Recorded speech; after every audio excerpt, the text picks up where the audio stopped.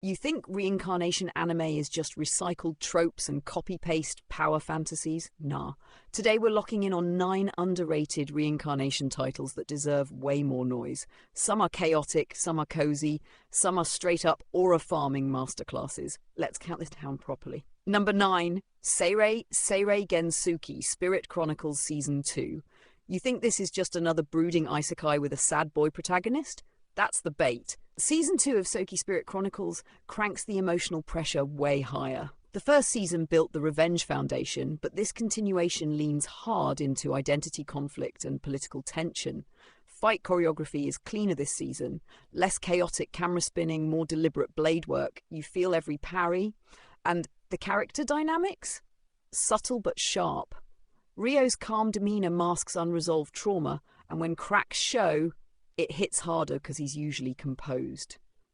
If you want reincarnation mixed with political chess and emotional slow burn tension, this is your move. Don't watch this expecting non-stop fireworks. Watch it for the atmosphere. Number 8. Isekai Yurikiko, Raising Children While Being an Adventurer. You thought this was going to be chaotic dungeon crawling 24/7? Nope. This one said, what if we add childcare into the adventure party? Isekai Yurikiko balances wholesome slice of life with real adventurous stakes. The twist is how seriously it treats parenting. There's a scene where the protagonist teaches basic survival skills to kids under a sunset sky, and the pacing slows down enough for you to feel that warmth. Then next episode, dungeon ambush, and somehow it works. Character chemistry carries the show. Watching a hardened adventurer awkwardly navigate bedtime routines is hilarious, but it's also sincere. The emotional core isn't power scaling, it's responsibility. If you're tired of edgy reincarnation plots and want something warm but still adventurous, this one's criminally underrated comfort food. Number 7, No Longer Allowed in Another World. You think this is going to be funny? It is, but also deeply uncomfortable. No Longer Allowed in Another World throws a depressed, cynical writer into fantasy land, and instead of becoming a hero, he stays painfully human. The vibe is chaotic but controlled. Scenes often linger just long enough to make you uneasy. Awkward silences, blank stares, dry monologues. The humour is dark, layered with existential dread. But that's the twist. It uses isekai absurdity to explore creative burnout and meaninglessness. The protagonist doesn't magically fix himself because he changed worlds. And that honesty? Refreshing. If you like satire that actually bites and reincarnation stories that question the fantasy itself, this one is a sleeper hit. Don't go in expecting comfort. Number 6. As a reincarnated aristocrat, I'll use my appraisal skill to rise in the world. Appraisal skill? Sounds boring, right? Wrong.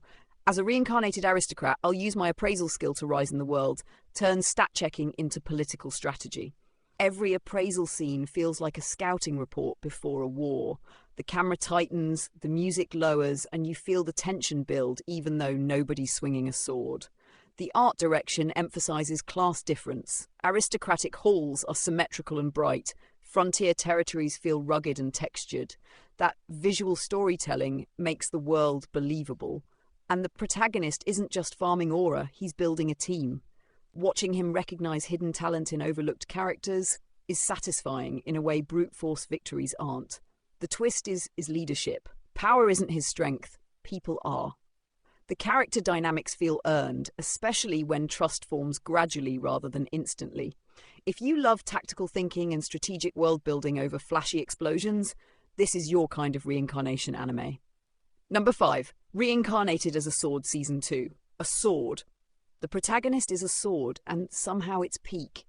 Reincarnated as a Sword Season 2 doubles down on what made the first season work, the bond between Fran and teacher. Combat scenes feel kinetic because the camera often moves from the sword's perspective. You don't just watch the slash, you are the slash. The metallic sound design is ridiculously satisfying. Every impact has weight. And the animation highlights gleaming steel and magical aura trails in ways that feel crisp instead of cluttered. If you want creative action and emotional partnership wrapped in an unconventional premise, don't underestimate this series. Number 4. The banished former hero lives as he pleases. What happens when the chosen hero gets kicked out? Chaos, but chill chaos. The banished former hero lives as he pleases, thrives on anti-hero energy. Instead of redemption arcs, it leans into personal freedom. There's a cooking montage early on that feels like a parody of dramatic training sequences and somehow becomes character development. The soundtrack plays with light, almost playful themes, reinforcing that this isn't about reclaiming glory. It's about autonomy. The animation isn't flashy, but facial expressions sell sarcasm and quiet rebellion. The twist? Peace can be rebellious. Watching a former hero reject expectations feels oddly empowering. If you're into laid-back vibes with subtle humor and a protagonist who refuses to play by fantasy rules, this one's for you. Number 3. Possibly the greatest alchemist of all time. You think crafting anime can't be hype? Watch this. Possibly the greatest alchemist of all time makes forging feel cinematic. There's a scene where molten metal reflects past memories, and the choir in the OST swells like it's the climax of a battle arc. But it's just crafting. That's commitment. The art direction focuses on texture, sparks, smoke, etched symbols. It makes the world tactile.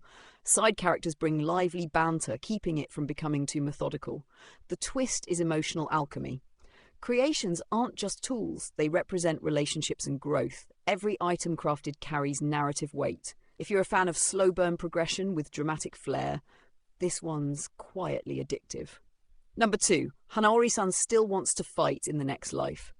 You think reincarnation romance is soft and fluffy? Not here. Hanaori-san still wants to fight in the next life, mixes rivalry and romantic tension in a way that feels kinetic. Fight choreography is tight and grounded, not overpowered beam spam. There's a rooftop sparring scene that doubles as emotional confession without a single direct admission. The animation shifts between crisp action lines and softer domestic lighting, reflecting the duality of combat and connection. The soundtrack leans playful during tension, almost teasing the audience. The twist? It treats reincarnation as unfinished business, emotionally and physically. That friction gives the romance bite. If you love competitive chemistry and second chance dynamics, this will grab you fast. Number 1. The Reincarnation of the Strongest Exorcist in Another World, Season 2. You think overpowered exorcists are one note? Not this one. The Reincarnation of the Strongest Exorcist in Another World, Season 2 escalates everything. Ritual scenes are theatrical, glowing sigils, layered chants, heavy percussion. The sound design alone makes exorcisms feel sacred and terrifying. There's a standout battle where silence precedes the summoning. No music, just breath. Then the score crashes in like thunder. It's pure aura farming, but earned. The protagonist's burden of strength drives the emotional core. Power isolates him, and the show doesn't ignore that cost. Relationships feel strained, complex, real. If you want mythic stakes, high-tier supernatural combat, and emotional consequence behind the power flexing, this is number 1 for a reason. So which one did I underrate? Which one's secretly your top pick?